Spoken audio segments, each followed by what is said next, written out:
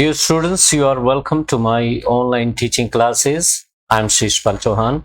This video lecture 2 on the poem A Thing of Beauty written by John Keats. This is second video lecture on A Thing of Beauty written by John Keats. Before I explain the second video, let me make connection with the first video where we had finished that.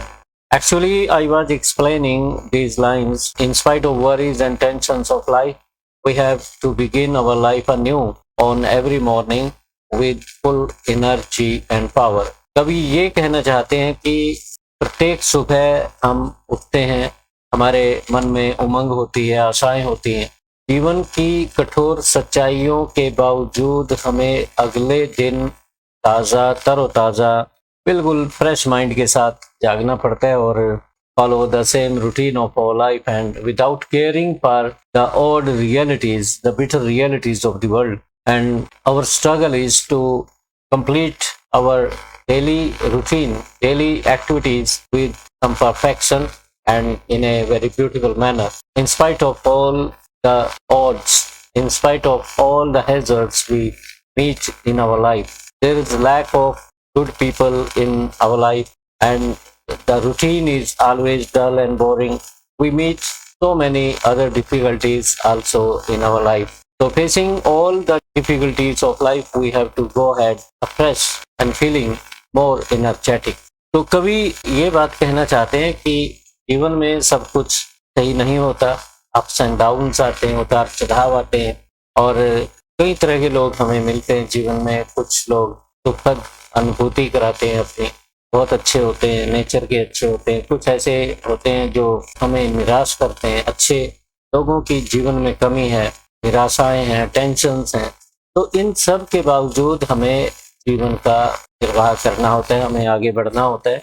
और कवि यहाँ पे ये भी हमें सुझाव देते हैं कि प्रकृति सदैव हमारी हेल्प के लिए आसपास ही होती है और उसके सुंदर दृश्य हमारे पास बहुत हैं। चारों तरफ हमारे प्रकृति के नज़ारे हैं, ब्यूटीफुल साइट्स हैं और ब्यूटीफुल ऑब्जेक्ट्स हैं अराउंड अस।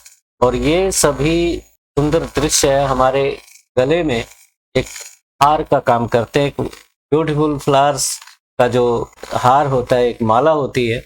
इंसान के गले में अगर कोई सुंदर हार डाल दिया जाए, सुंदर फूलों का हार डाल दिया जाए, तो ये प्रकृति का सिंबॉलिक है। तो ये जो हार है हमें अपनी खुशबू से याद दिलाता रहता है कि सुंदरता, ये जो ब्यूटीफुल ऑब्जेक्ट्स हैं, सुंदर सुंदर फूल हैं, उनकी सुगंध से इंसान खुश होता रहता है और फ्रेश महसूस करता रहता है। कि in the same way we are surrounded by beautiful objects of nature and it's up to human beings how much they take help of nature to become happier than before. तो ये इंसान पे depend करता है कि वह कितना खुश होता है, प्रकृति की गोद में कितना जाता है, प्रकृति के नज़ारों को देख के खुश कितना होता है। तो हमें इन आकर्षणों से बाउंड करके रखना पड़ेगा, अटैच्ड होना पड़ेगा, ताकि हम अपने जीवन को अच्छे से खुशी खुशी जी सकें। This is possible if we keep ourselves bound to this beautiful planet the earth by beauties of nature. Therefore, we create a chain of attachments to the beautiful objects of nature.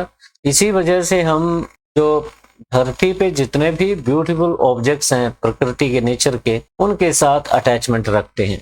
It seems to be like that of beautiful cover or garland worn our necks.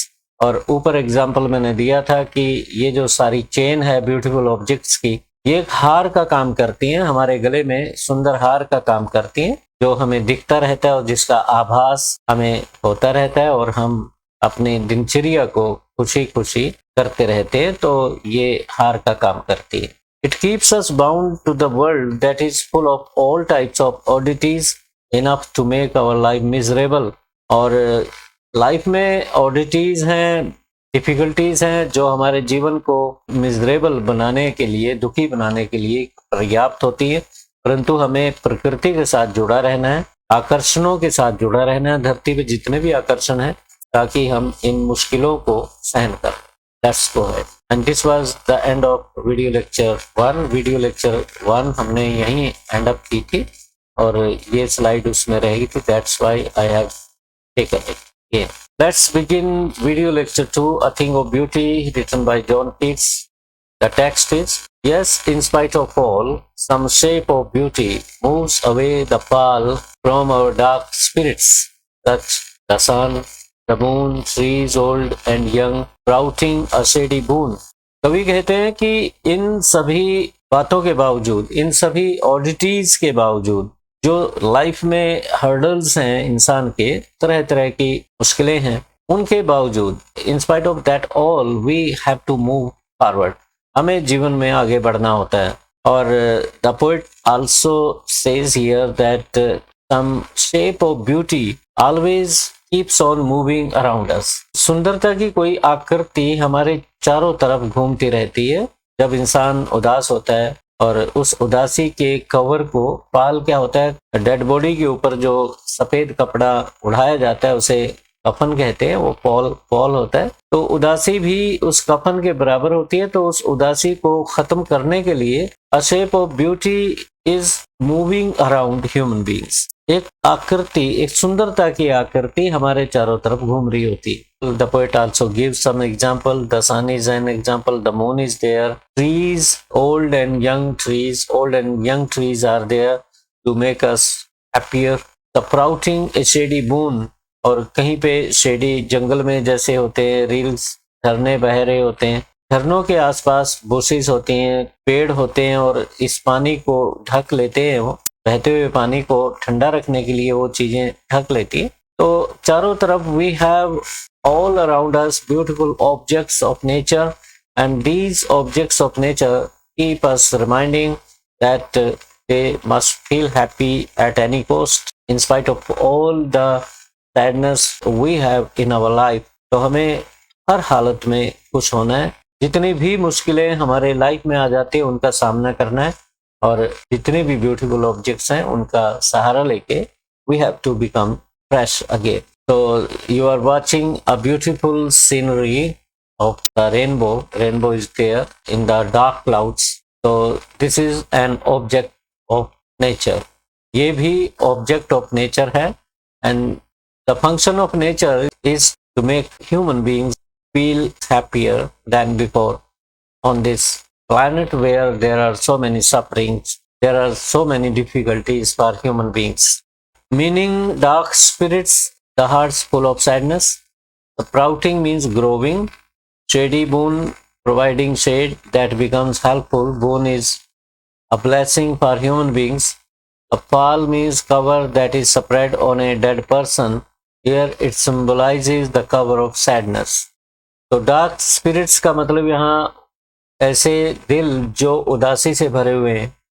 Sprouting मैंने grow करते हुए. Shady बून आशीर्वाद होता है.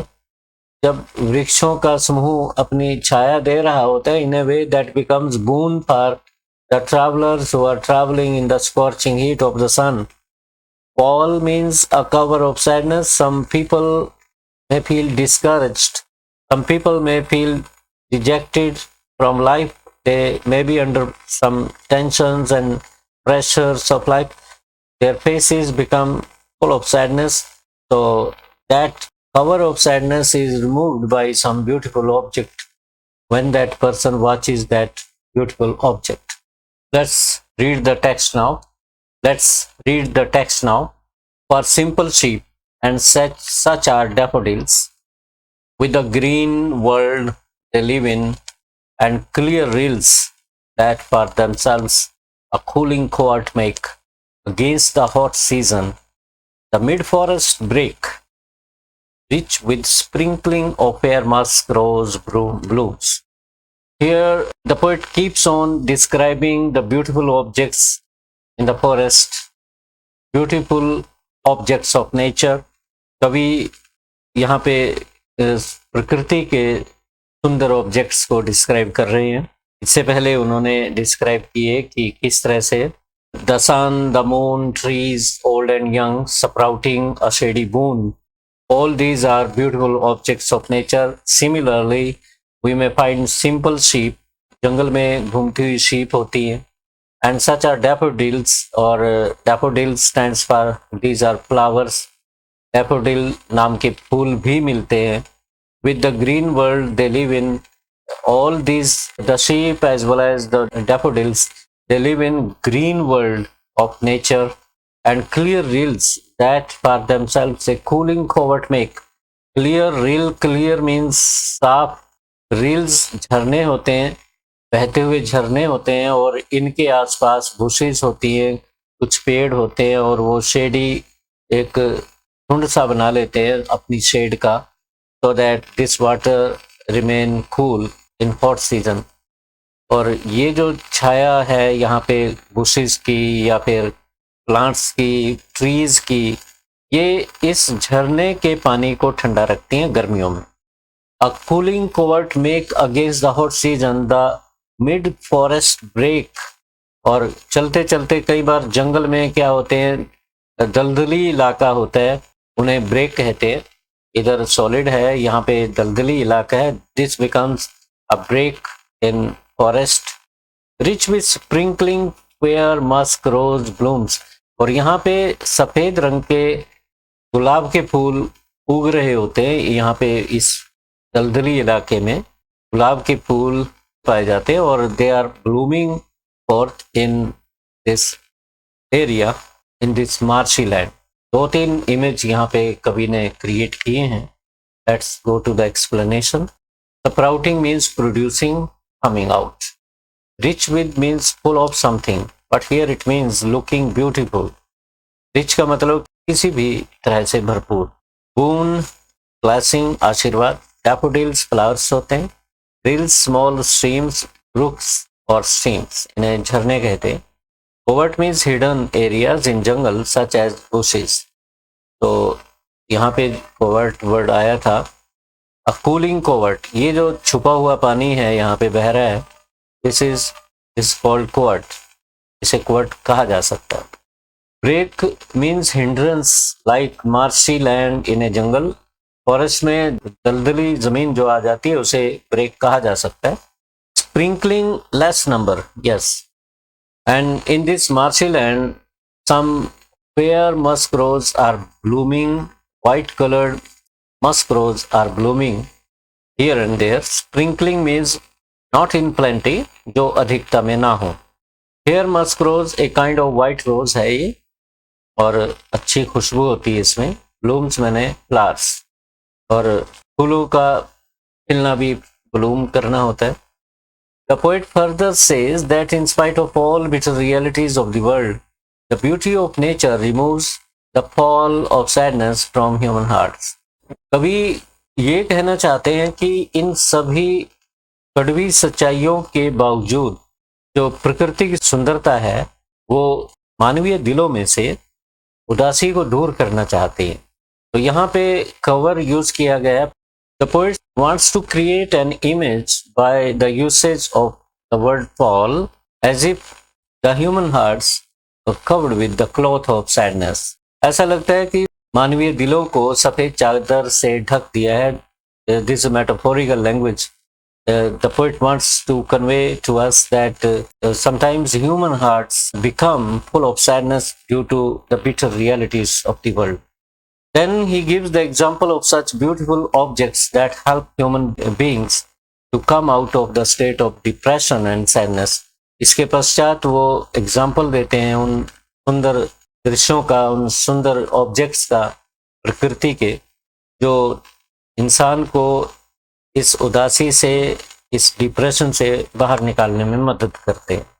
Beautiful examples are given here. The sun is in the company of white clouds. Here moon. Then you are watching sheep in the forest. These are the sun, the moon, the trees, old as well as the young, and that provide shade to various animals of the jungle in hot summer. और ये जो वृक्ष हैं, छोटे या बड़े, पुराने या नए, इन पशुओं को या जंगली जानवरों को शेड देते हैं, इस चिलचिलाती धूप से बचाते हैं. These provide shelter to the animals like sheep and also to so many other animals of the jungle under their green shade. There are beautiful springs full of clear water. झरने पाए जाते हैं जंगल में, which make a shadow of bushes and many small trees and plants over themselves to keep their water cool for the creatures to drink. तो ये झरने होते हैं यहाँ पे, यहाँ तो दिखाए नहीं है, यहाँ पेड़ पौधे कुछ बुशेस वगैरह उग आती है।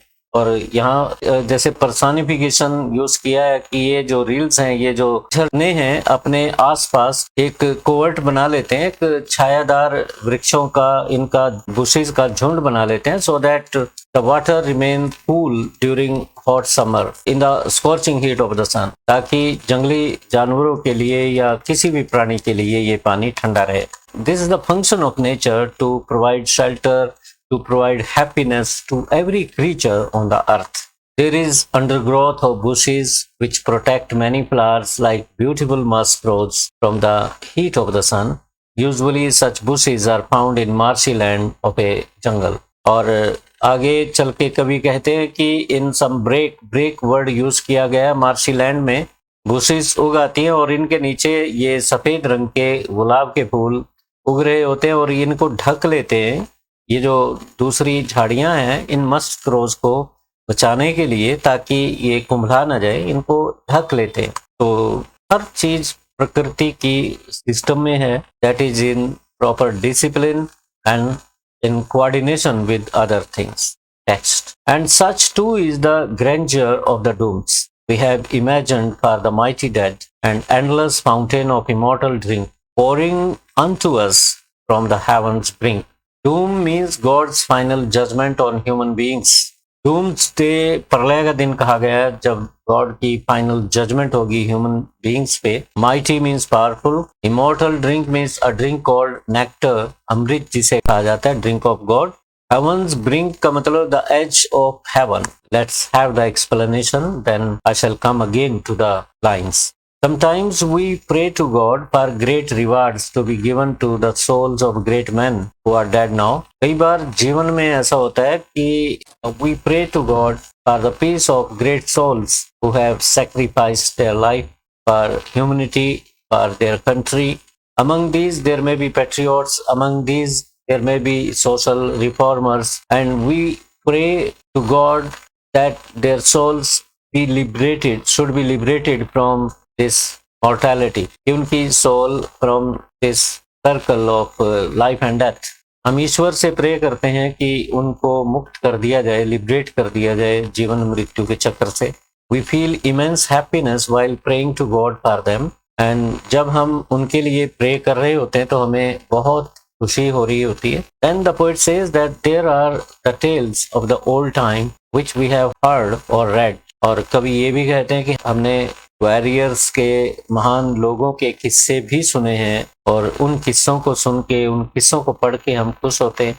These also make us happy. और ये भी वो उन्हीं चीजों में लेते हैं कभी कि these things also make human beings happy on this troubled planet. The poet calls them the fountain. कवि इन सबको फाउंटेन कहते हैं। फाउंटेन में से, फाउंटेन आप जानते हैं कि ऊपर की तरफ ऐसे कुछ पानी वगैरह निकल रहा होता है और बहुत ही अच्छा लगता है, फाउंटेन ऑफ नेक्टर। और कहते हैं कि जैसे आसमान से ये फाउंटेन नीचे की तरफ आता है पानी का, तो एक this is symbolical. Fountain means grace, God's grace on the earth. ये ईश्वर की मेहर है जो धरती को मिलती है, प्रकृति के रूप में इंसान को मिलती है, ताकि इंसान प्रकृति की गोद में रहे, उसके संरक्षण में रहे। But the tragedy is that man has gone away from nature due to materialism. Materialism की वजह से इंसान प्रकृति से दूर होता जा रहा है। Therefore this is the main reason for the troubles of human beings. The poet calls them the fountain, the very source of immortal drink that pours from the heaven. Immortal drink is said to be the favorite drink of gods in the Hindu mythology. It's a source of permanent life and joy.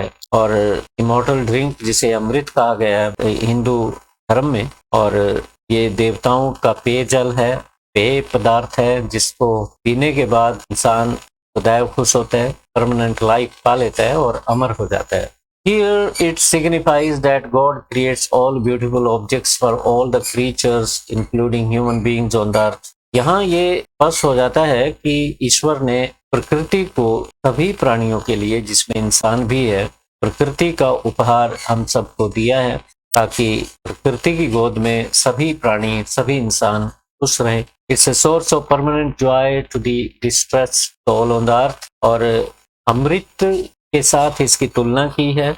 प्रकृति जो खुशी देती है, ये जो source of happiness है प्रकृति का, that has been compare to the fountain of nectar. Nectar के साथ इसकी तुलना की है। God is always sprinkling nectar on every creature on the earth, including human being, to save him from sadness, to make him happy from every type of oddities, bitter realities of the world. Dear student, this is all about thing of beauty, and that's very deep poem. I hope you must have understood it. Thank you very much.